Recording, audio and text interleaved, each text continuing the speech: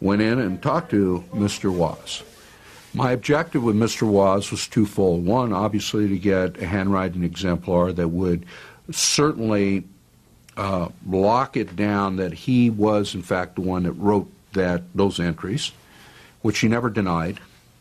And the other is to find out what was going on. Bill Waz was also a cocaine dealer. He'd been introduced to Simpson and a close friend by one of the staff in the Roxbury nightclub. He hooked me up with some people that wanted to buy some cocaine, and then OJ came strolling over, and he introduced himself as well. Still in prison, Waz agreed to be interviewed by telephone for this film. We exchanged numbers, and they said we'd be doing business in the future, and we did that from there, yes. I mean, they weren't habitual users, they were recreational users, maybe twice a week.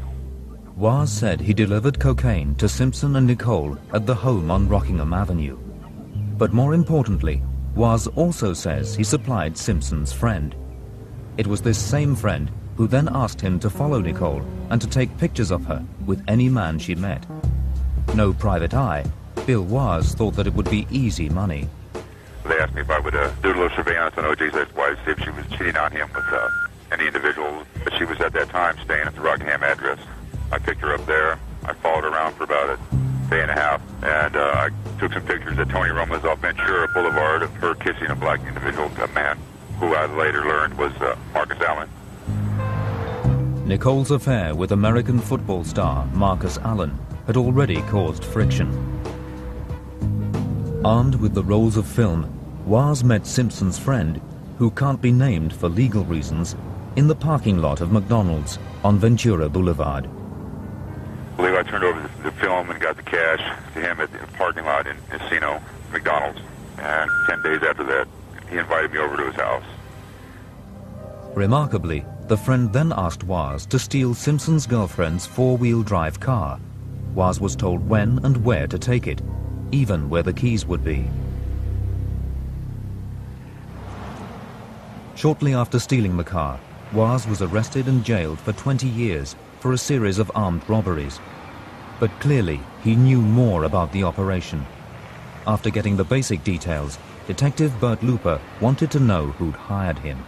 I asked him, well, who are these people? Were they friends of OJ or, well, they're close to OJ. And then he starts asking me some questions. Waz asked Detective Looper how much he knew about this particular friend of Simpson's. Well, maybe you should look into his background. Maybe you should be looking into his friends. Well, if you're listening to what he's telling you, then the connection back to OJ is there.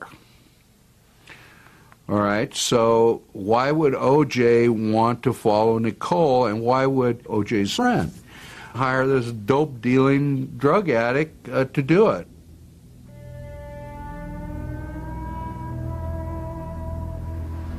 So with this information, I go back to the police department, and I said, look, Tom, this guy's righteous. He's telling me the truth. He admits to writing this stuff. We got the handwriting exemplar, and it solidifies that. This was way before the murder occurred. I think that this guy can lead us to a contract killing, and we can go after more than one person here. And I don't remember if it was Phil or Tom who said, hey, they're not going to follow it up, forget it. That's coming from the DA's office. That isn't coming from two investigators who know that this is a good clue or a good direction to follow. For the prosecution, Waz's story didn't fit with the notion of Simpson as the jealous husband and lone killer. Just 2 months after the murders, and before the court case had even begun, the investigation was dropped.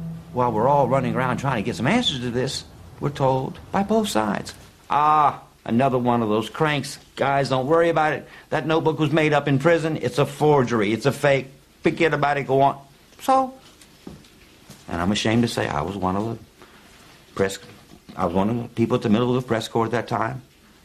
And because we had so many things like coming and going like that, I'm embarrassed to say I believed them, since both sides put it out so categorically. And it made sense. Another criminal trying to make money off of the OJ Simpson case. But 4 years later, Joe Bosco discovered that the Waz notebook was not a forgery as he had been told. He then tracked Waz down to interview him.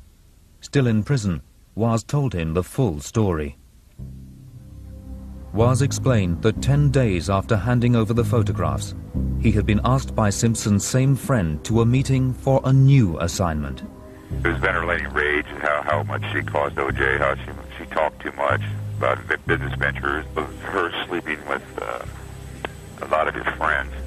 It would be safe to say that she kind of pushed the envelope a little bit there. So.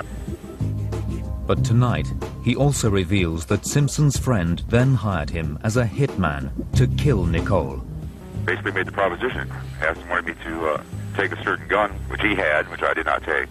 And asked me if I would do her for, get rid of her for 15 grand. And I semi-accepted the responsibility to do the deed. But Waz suspected that if he killed Nicole, he would be set up as the fall guy. I believe that they'd have had me done the deed, either A, framed me for it, or B, killed me on the spot and placed me as some kind of psycho stalker of OJ's women or something, who knows. But I already saw that coming, sort of, so that's why I never even intended to do the deed.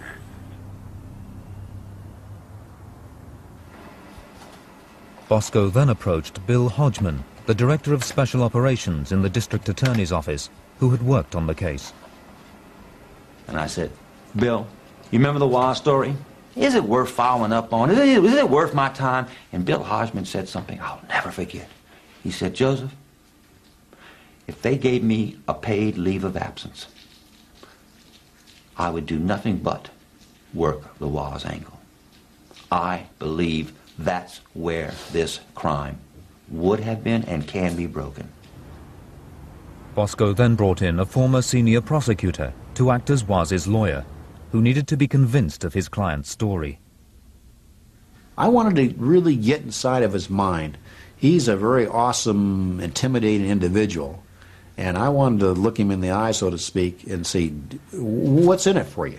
See, if there was something in it for him, then maybe I'd have had a different read on it. But when a guy gives you this kind of evidence, lays himself out, is threatened, see, now he's going to be known as a snitch, right?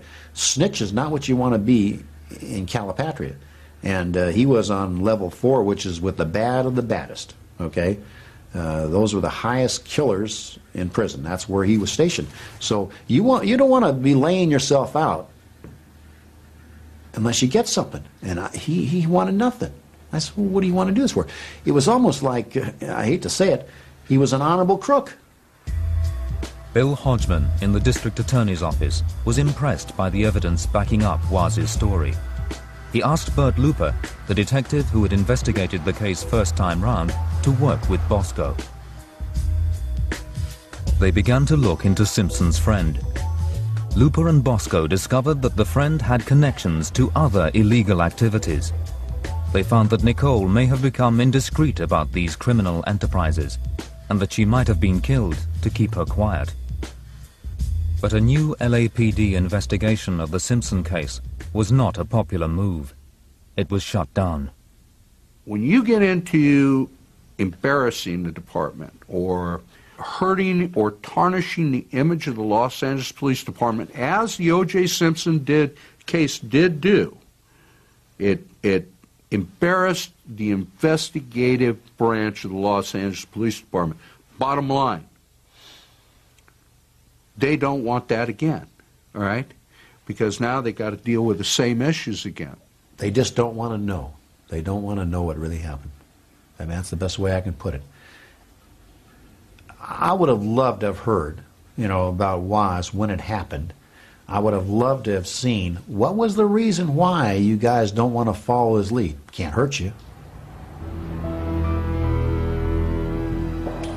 In my view, that investigation should have proceeded onward. If you go after these people and you have a solid case and you're working with a solid foundation and you're doing the right things, who cares if you get embarrassed? I mean, is your job the truth or is it your image?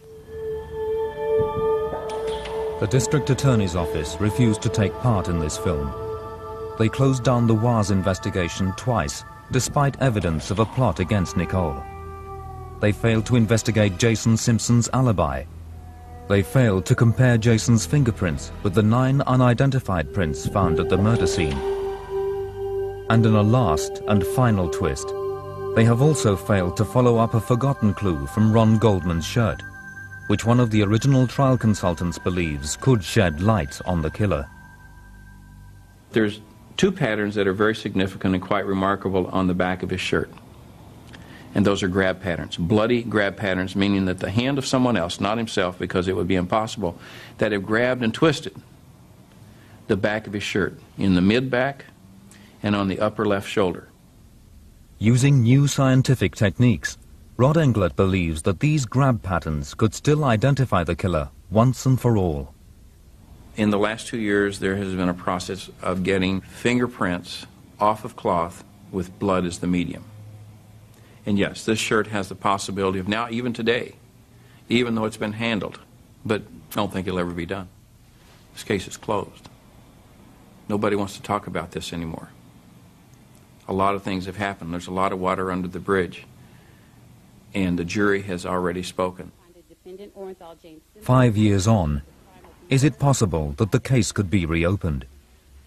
It's clear from the new leads revealed tonight that a new investigation may be able to solve the crime. With accusations of corruption within the Los Angeles police forcing the reopening of hundreds of other cases, the truth about the deaths of Nicole Brown and Ron Goldman could still